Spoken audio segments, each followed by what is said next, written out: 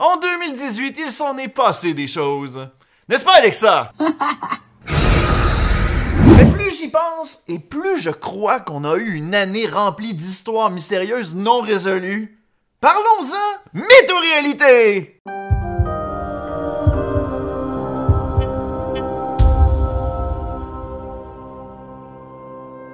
Pendant que vous êtes en train de préparer vos discours concernant le bye-bye, je l'ai trouvé offensant et pas drôle! J'aimais mieux quand c'était avant! Eh bien, de mon côté, j'ai préféré te faire un spécial mystère de 2018, où, si on veut, les choses que l'on a crues dans l'année, mais qu'on n'a jamais été voir si c'était vrai. Mais par contre, contrairement aux autres épisodes, on ne viendra pas donner un verdict à la fin, car, la majorité de ces histoires-là sont pas encore résolues. La comète ou moi!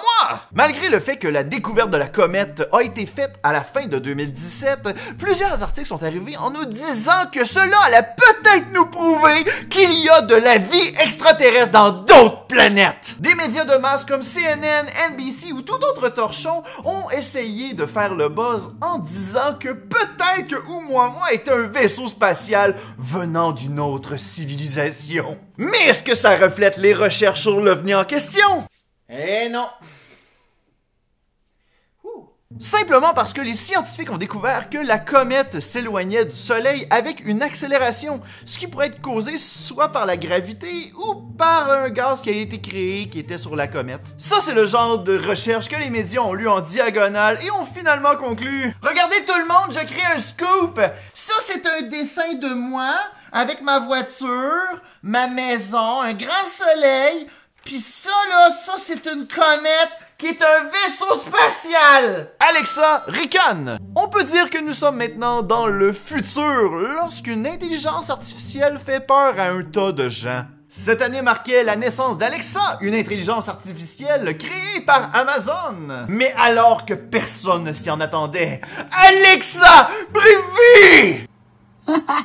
Un tas de gens se sont inquiétés suite au rire d'Alexa qui sortait de nulle part. On a vu un tas de textes de conspiration disant qu'Alexa allait devenir de plus en plus intelligente, créant une guerre opposant ce qui reste de l'humanité décimée par un holocauste nucléaire aux machines dirigées par Skynet. Ah non, excusez, ça c'est le synopsis de Terminator. Mon erreur. Mais plus tard, Amazon a fait une lettre ouverte mentionnant qu'il était possible qu'Alexa puisse rire en comprenant de nulle part la commande Alexa rit, ce qui la faisait rire. Pour aucune raison. À la place, une mise à jour fut créée pour remplacer la commande par Alexa, est-ce que tu peux rire? Afin d'éviter les malentendus. On n'aura donc pas d'apocalypse de robots. Pour l'instant. Apu enlevé des Simpsons. Oh non! Est-ce que les Social Justice Warriors ont tué Apu des Simpsons? Oh boy. Encore une nouvelle qui est à prendre avec un petit grain de sel. Ou une cuillerée de curry. Tout a commencé alors qu'Adi Shankar voulait créer le parfait épisode sur Apu afin de pouvoir le faire évoluer et lui enlever ce fameux stéréotype de l'Indien américain. Mais en proposant ce qu'il croyait être le parfait épisode, il entend de la part des gens de son travail que la série tentait de faire disparaître le personnage. Et c'est là que la nouvelle a explosé. Rendez-nous notre Apu, maudit Justice Warrior! Vous avez tué les Simpsons! Stop! Hein? Calmons-nous et regardons les faits.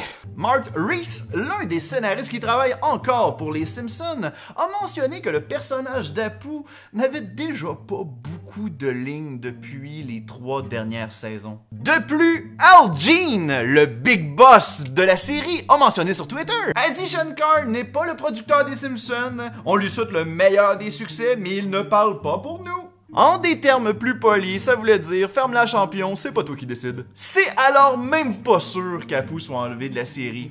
On risque même de le revoir. Et de toute façon, si le show devait enlever tous les stéréotypes raciaux de l'émission, il y en aurait beaucoup trop enlevé là.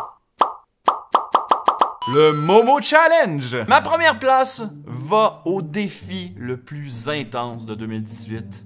le Momo Challenge. En juillet 2018, les utilisateurs de WhatsApp entendent parler d'un utilisateur du nom de Momo. Si l'utilisateur de cette application la contactait, il recevait instantanément une liste de choses à faire accompagnée d'images non conseillées pour les cœurs sensibles. Je suis pas mal sûr que par tâche, on parlait plus de « Va manger une couleuvre en te mettant le bras dans le broyeur à déchets » et certainement pas un truc du genre « Va faire ton lit !»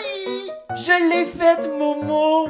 Yay! Un autocollant dans ton calendrier! Et si par mégarde, quelqu'un ne faisait pas ce qui était mentionné dans la liste, bien en plus de voir cette face-là, il y avait certaines menaces qui étaient envoyées. Mais avec toute cette mascarade, on comprend que toute cette histoire, ce n'est que de l'intimidation sur Internet. Il y a malheureusement eu des cas de suicide de personnes qui ont beaucoup trop pris l'histoire au sérieux. Donc, c'est pas rien. Et par-dessus tout, cette image de Momo provient de la Ling Company, une compagnie d'effets spéciaux japonaise. Et voilà ce qui conclut notre fin d'année 2018 concernant Mytho-Réalité. Merci beaucoup. Je vous souhaite une bonne année. Une bonne année 2019 remplie de recherche, de curiosité et moins de Logan Paul. Sérieusement, on est comme vraiment écœuré de Logan Paul. Là-dessus, je vous annonce avec plaisir qu'on a une seconde saison qui s'en vient dès le mois de janvier prochain. Soyez à l'écoute. Et sérieusement, on vous réserve un tas de belles surprises. Bye bye. Il n'y a même pas de café.